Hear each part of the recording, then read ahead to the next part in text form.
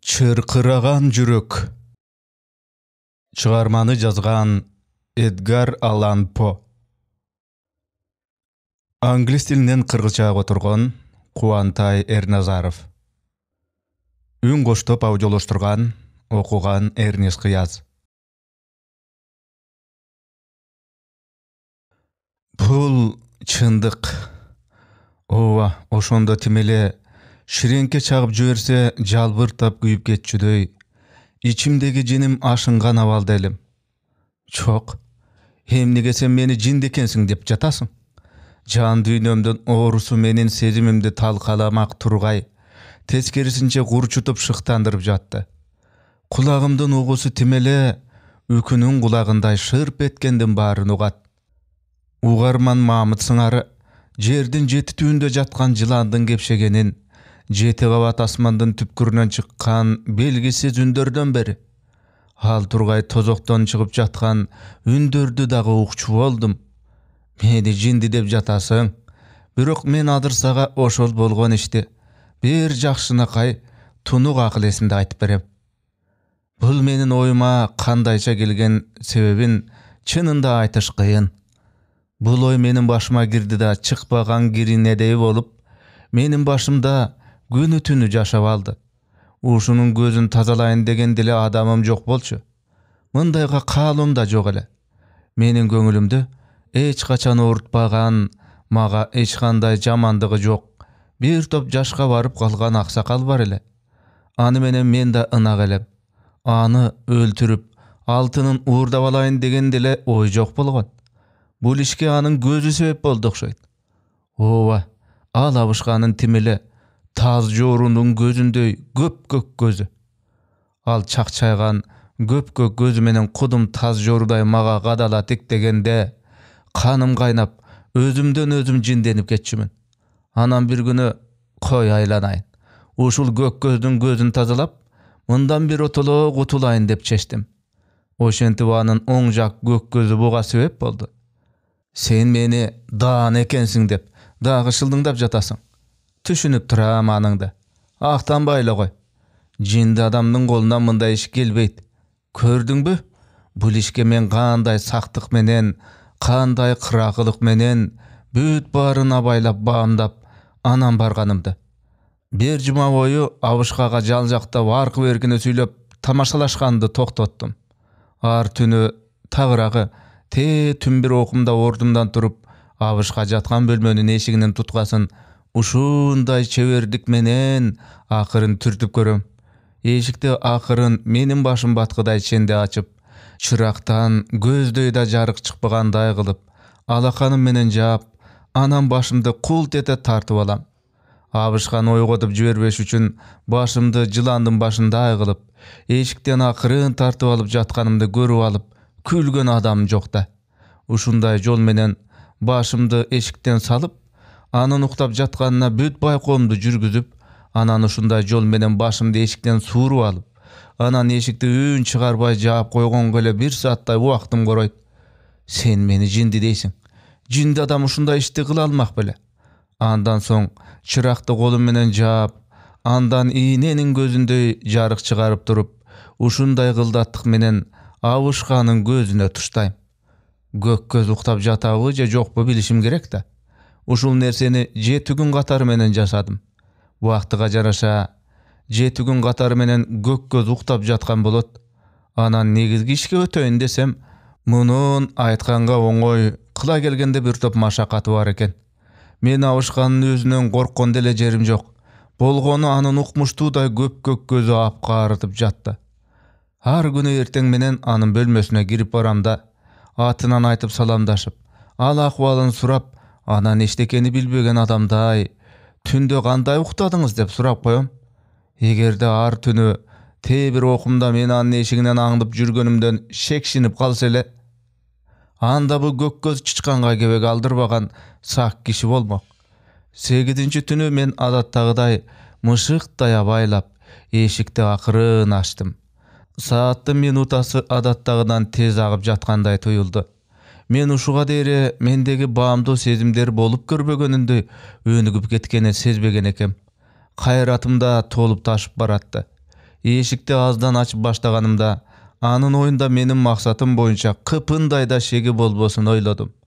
Абышка менин киргенимди угуп калып, бир оодарылып жаттыбы деген ой башыма келгенде, аз жерден бырс күлүп жибере жаздадым.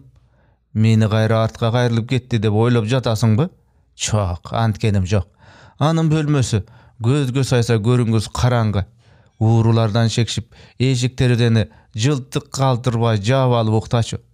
Мен анын бул караңгылыкта эчтекени көрө албасына көзүм жеткен соң, эшикти акырындан ишенимдүү түрдө ача бердим. Мен өзүмдү жоготпостон чырактын жарыгын чоңойтуп жаткан кезде, менин манжам чырактын коло кармоочуна тийип кетип, чырктей түшкөн кезде Абышка ордунан атып туруп, кыйкырып жиберди. Кем бол? Мен турган жеримде өндөбөстөн селейип калдым. 1 сааттай ордумдан былк этпей турган кезде, анын төшөктө кайрадан кынтая кеткенин укканым жок. Мен селейип турсам, ал турган жеринде менден бетер селейип, дубалдагы өлүм саатынын чыкылдаганын тыңшап жаткансып тура берди. Бир маалда анын онтоп жибергенин уктум. Өлүм сааты жакындап келгенде корккондон онтоп чыккан үн. Ал оорудан же кайгыдан онтоп жаткан жери жок албетте.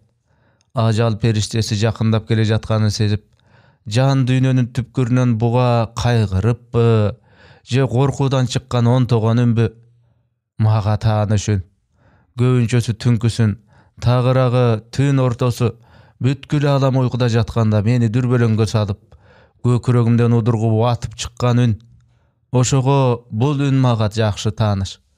Мен жүрөгүмдүн түпкүрүнөн гытмыр аралаш күлкү чыгып жатканына карабастан, дал ушул саатта Абышканын акыбалын сезип, аны ушунчалык аяп кеттим. Бечара баягы чыккан дабыштан улам, анын ички дүйнөсүн коркунучтар ээлип алып, кайра уктап кете албастан селейип отурат. Ал өзүн жооткотуш үчүн муну жакшы нерсеге жооруса да көңүлү эч жай албай жатат.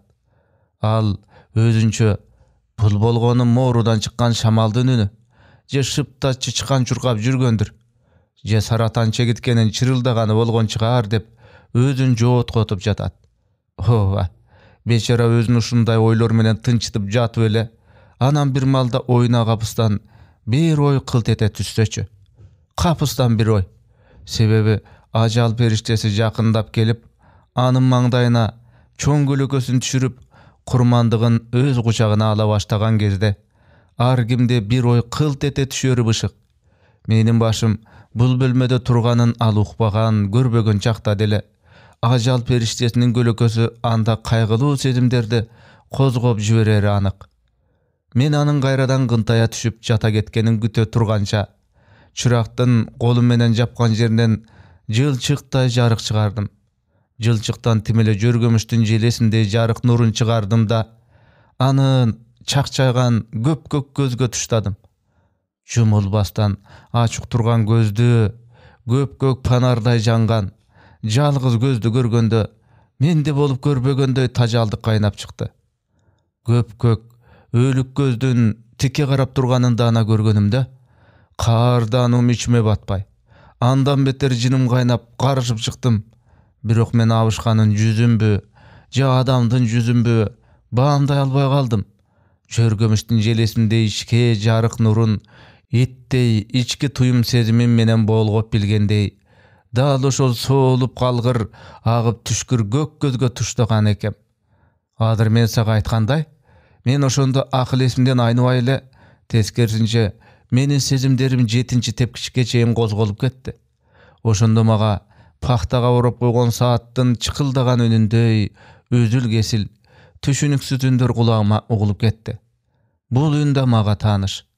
Бул Абышканын жүрөгүнүн дүкүлдөп соккон үнү. Бул мага согушка кирип бараткан жоокердин кайратын ашырган добул бастай, менин жаалданган тажаан сезимимди андан бетер козгоп жиберди.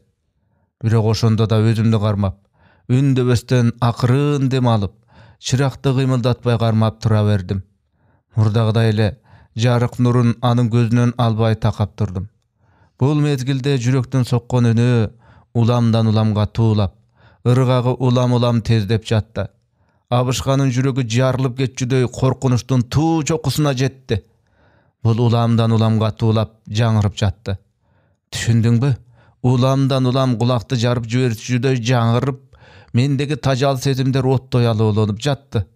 Мына өйлүктөй жымжырт бул эски үйдө өлүм сааты жакындап калганда, кандайдыр бир таң каларлык үндөн улам өзүмдү карман албай жаттым. Ошентсе да бир нече мүнөт өзүмдү кармап былк этпестен тура бердим. Бирок жүрөктүн соккон үнү андан бетер катуу чыгып баштады. Тим эле жарылып кетчүдөй согуп, эми мени дагы бир кабатыр ой ээлеп баштады. Бул үн коңшуларга да угулуп жатсачы? Чалдын да күнү бүттү. Бир кыйкырып жиберип, чырактагы жарыкты кое бердим да, бөлмөгө мышыктай секирип кирип келдим. Ал болгону бир жолу кыйкырып алгандай болду. Заматтаны керебеттен полго сүйрөп жыктым да, оор матрасты ага таштай салып, үстүнөн басып калдым. Мен иштин мүдөсүнө жеткендей ырсая күлдүм. Чалдын жүрөгүнүн согушу уламдан улам басаңдап өчүп баратты. Мындан кабатыр болуштун кажети жок. Дубалдын ар жагынан будун угулушу күмөн. Бара-бара жүрөктүн согушу токтоп калды. Чал тынчыды. Матрасты алып өлүктү тиктедим. Ооба, чалдын денеси чаа катып калыптыр. Көкүрөгүнө колумду коюп жүрөгүн тыңшадым. Ал өлүптүр. Эч кандай жүрөктүн соккону билинбейт. Акыры минтип көк көздөн да кутулдум. Эгер сен мени азыр дагы жинди санап жатсаң, азыр мен кандай айлакерлик менен сөктү жашырганды уккандан кийин ал оюңдан кайтасың. Таң агарып баратат. Мен акырын абайлап, шыпылдап ишке кириштим. Алгач денени жиликтеп чыктым. Башын, колдорун, буттарын денеден кесип алдым. Андан соң полдун 3 тактайын суруп алдым да, анын алдына жиликтенген денени кынап жайгаштырып, тактайларды эч ким байкабай турган кылып, кайра ордуларына кагып салдым. Бул ишти аябай кылдаттык менен жасаганым үчүн кийимде эч кандай кандын тактары билинбейт. Шек жаратар балекеттин баары өлүк менен кошо кетти. Чалды өз үйүнө көмүп салдым. Чайлаптырмынбы? Ха-ха. Мен иштин аягына чыкканымда саатты карасам 4 болуптур. Эшик дале караңгы. Сааттын коңгуросу түнкү 4 айтып кагылар замат сырткы дарбазанын эшиги тыкылдап калды. Мен эшикти ачуу үчүн ылдыйга түшүп жөнөдүм. Жүрөгүмдүн согушу өз калыбында. Менде эми корко турган эчтеке жок. Эшикти ачсам 3 киши кирип келди. Тапталанып сүйлөп, полициядан келдик деп өздөрүн тааныштырып өтүштү. Түн ичинде бөлмөдөн чыккан кыйкырыкты коңшулардан бирөө угуп калып, полицияга кабар жеткирген экен. Булар ошого үйдү тинтүүгө алуу үчүн жетип келишкенин айтышты. Мен кабагым кашым дебестен, жылмаюу менен аларды үйгө кириңиздер дедим. Мен түндөс уктап жатканда түшүркөп кыйкырчу адатым бар экенин, чалдын 2 күн мурда бир жака кеткенин айттым. Аларга үйдү бүт аңтарып, бүт карап чыксаңар да болот дедим.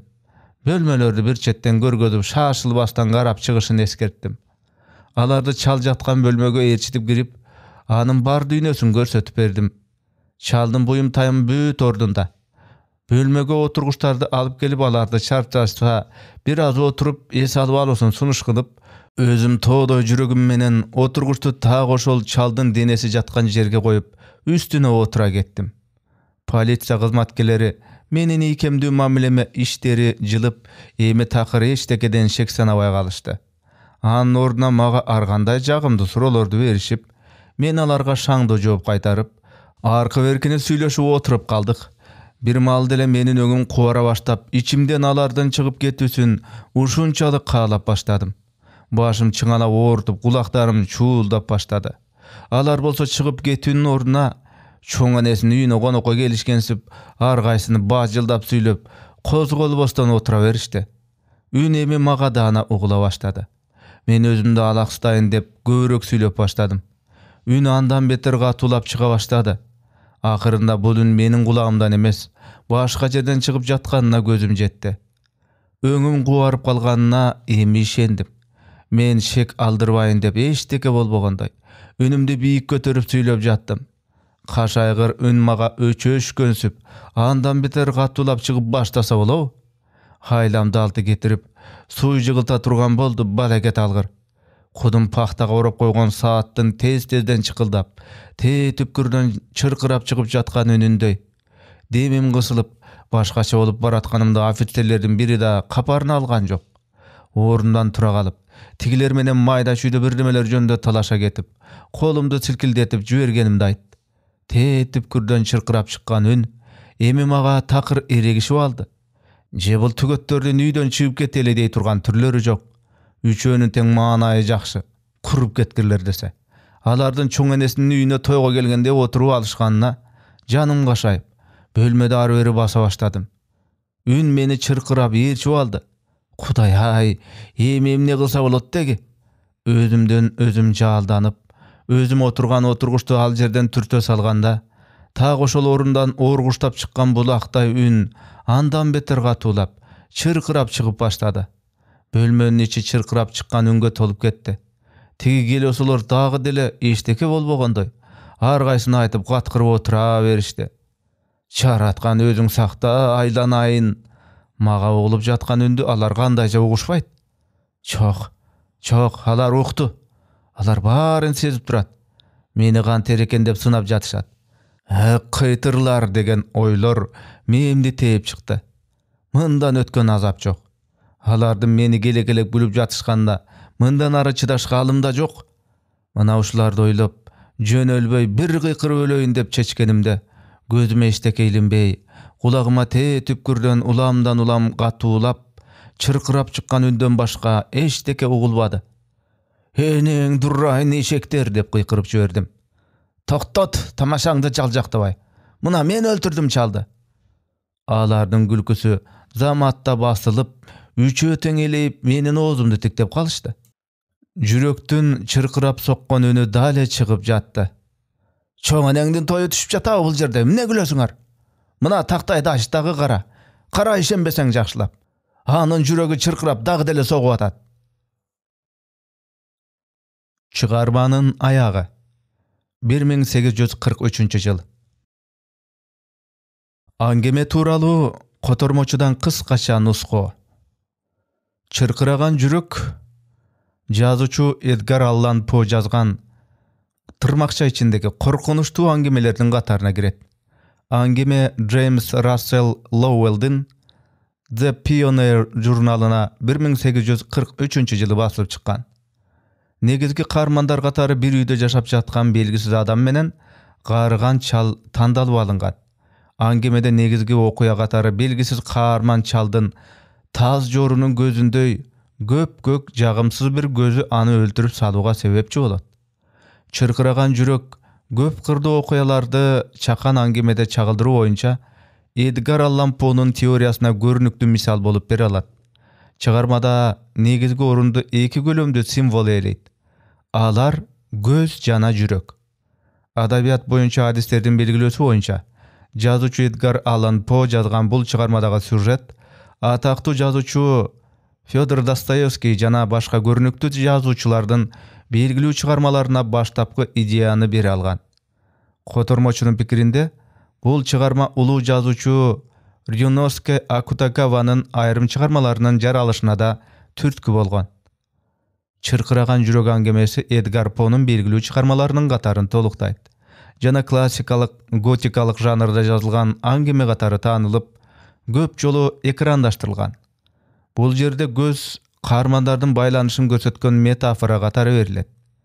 Таз жорунун көзүндөй көк көз тарп жана өлүмтүк менен тамактанган таз жорунун кейпиндеги адамдын образын ачып берет. Мындан көрүнүп тургандай, белгисиз каарман карыган чалга психологиялык жактан көз каранды экендигин баамдоого болот. Таз жорунун көзүндөй көк көздөн кутулуу планы эркиндикке умтулуу жана чалдын көз карашынын алдындагы белгисиз каармандын моралдык адеп аклагын символдоштурат. Аңгеменин окурман журтуна тез таркаганы жазуучу бул жерде ар бир адамдын психологиясындагы тез жан дүйнөсүнүн түпкүрүндө жашаган ойду ачыкка чыгарып бергенинде. Ар бир адам өз жашоосунда башка адамдын кандайдыр бир бийлиги астында, анын үстөмдүгүнө баш ийип өмүр кечириши турган иш. Качан адам үстөмдүк кылган экинчи адамдын кайсы бир деңгээлде адилетсиз мамилесине дуушар болгон кезде жан дүйнөсүнүн түпкүрүнөн ушуну колумдан келсе тирүүлөй өрттөп же балталап салмакмын деген ой жаңырып чыгаары талашсыз. Сырттан караганда коркунучтуу аңгеме сыяктуу туюлганы менен, бирок Эдгар По ушуну баяндап бергиси келген. Башкача айтканда, бүгүнкү күндө биздин коомдо болуп жаткан кызыл камчы эринен кордук көрүп, кордукка чыдабай, аны бир күн балталап өлтүргөн аялдын окуясын, кайненесинин адилетсиз катал мамилесине кордугуна чыдабай, бир күнү аны мууздап, жиликтеп, таштандыга ыргытып жиберген келиндин окуясын Эдгар По мындан дээрлик 200 жыл мурун эле жазып кеткен экен. Өгөй атасынан кордук көрүп, анын таягын жеп чоңойгон бала кийин эр жеткенде өгөй атасын өлөрчө сабап салганы да буга мисал. Аңгеме тырмакча ичинде коркунучтуу жазылганы менен, коомдо мындан да коркунучтуу, үрөй учурган, ушуга окшош мотивдеги реалдуу окуялар болуп келген жана болуп жатат. Эдгар По аңгемедеги убакыт агымынын тездигин дүкүлдөп соккон жүрөк аркылуу берген. Дүкүлдөп соккон чыркыраган жүрөк бул жерде убакыттын агымын бирде тез, бирде жай, кээде кооптуу, кээде тынч көрсөткөн метафора катары тандалып алынган. Башкача айтканда, жүрөк жаралуунун, жашоонун жана өлүмдү символдоштуруу үчүн колдонулган.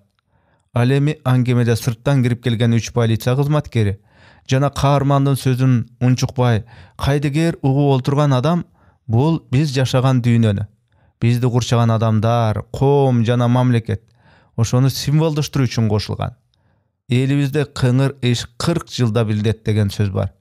Полиция кызматкерлери каткырып отурганы жана экинчи адамдын кайдыгер ичинен аны жиндиге теңеп тыңшап отурганына чыгыш ойчулунун сен эч кимге карыз эмессиң, сага да эч ким карыз эмес, сендеги болуп жаткан аламаттар дүйнө үчүн чымын чакканчалык да сезилбейт деген акылман сөзү шайкеш келет. Бул тууралуу улуу акын Назым Хикмет дагы: мисалы менин түрмөдө 15 жыл куурап отурганым дүйнө үчүн бир тыйын деп ырсаптарында жазганы бар. Чыркыраган жүрөк аңгемеси эң көп экрандаштырылган кыскача аңгемелердин бири болуп саналат. Аңгемедеги сюжет 40тан ашуун кино, теле жана видеофильмдерде чагылдырылган. Аңгеменин сюжетине таянып 6дан ашуун музыкалык жанрдагы чыгармалар жазылган. Карарган көз The Dark Eye аталыштагы компьютердик оюн 1995-жылы аңгемедеги сюжетке таянып жасалган. Бул боюнча 2 мультсериалда тартылган. Ал эми аңгемени сахналаштыруу боюнча айтсак, бүгүнкү күнгө дейин аңгеме боюнча коюлган спектакльдердин так саны белгисиз.